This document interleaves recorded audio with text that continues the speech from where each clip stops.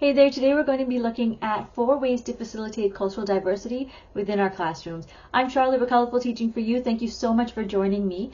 Cultural diversity is just so important because our classrooms are becoming so diverse with kids from different backgrounds. It is beautiful. Now, cultural diversity is not something that's very easy to teach, but it is a wonderful topic to talk about because it helps our children integrate at a faster pace into the culture, into the classroom, into the country as a whole, and it allows their kids to make friends at a quicker pace as well. Now, while they're doing all of this, it reduces our classroom management issues because children aren't going to feel left out, and it really allows them to feel a sense of emotional and academic success over time. This also builds not just for our one student, for example, but for the whole class. It builds their empathy skills, their critical and creative thinking skills. It also allows them to learn how to accept over just merely tolerating kids, and it allows them to or teaches them how to adapt in an ever-evolving world. So it's got so many benefits. So let's really get into how to facilitate this. Number 1 is acknowledge each child. Now I know it sounds simple, but what I mean by this is check in with your kids and see where they're from, their families are from as well. So what I do is I actually, at the beginning of the year, I ask my kids to reflect on where they're from, their birth country, and where their families are from. And then I also ask the families directly to send me an email or to fill out a form letting me know where their families are from, because you might have a child who was born in, say, Africa, but their parents might be from Thailand or and Australia. So you might have like this big, beautiful, cultural, multicultural pot right there in front of you that you can talk about and just enjoy, that we don't know about and the child might not even know about. So I ask both students and parents about it at the beginning. Number 2 is I look at strengths. So when I first moved to this country, it was seen as a deficit for me, whereas Charlotte can't do this, Charlotte can't do that, because I come from a third world country. Now I decided to flip the script because I hated it.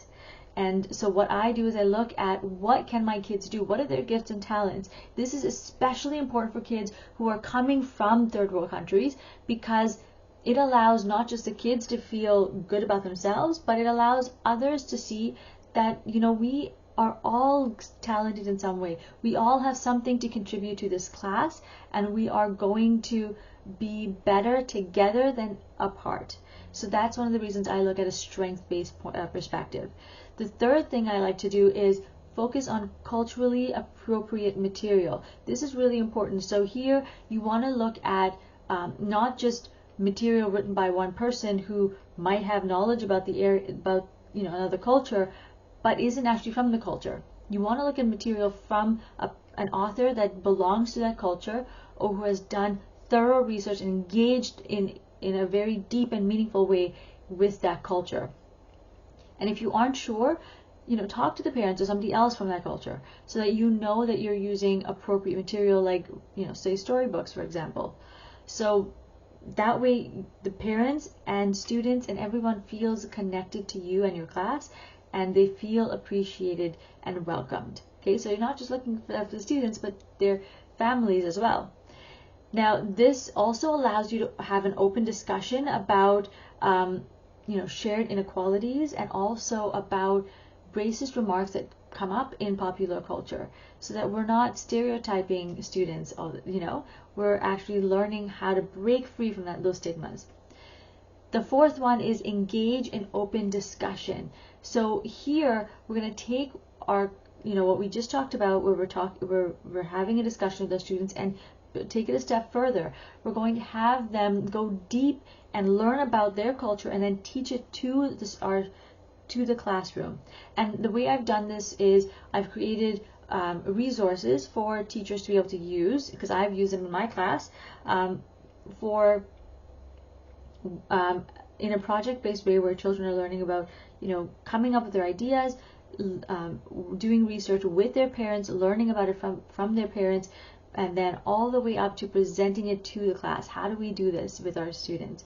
So it's really no prep for you besides printing it out, but it really involves the kids and they enjoy and look forward to the process. So if you're interested in it, please go check out the link associated with this video where it says full episode, and you can grab the resource.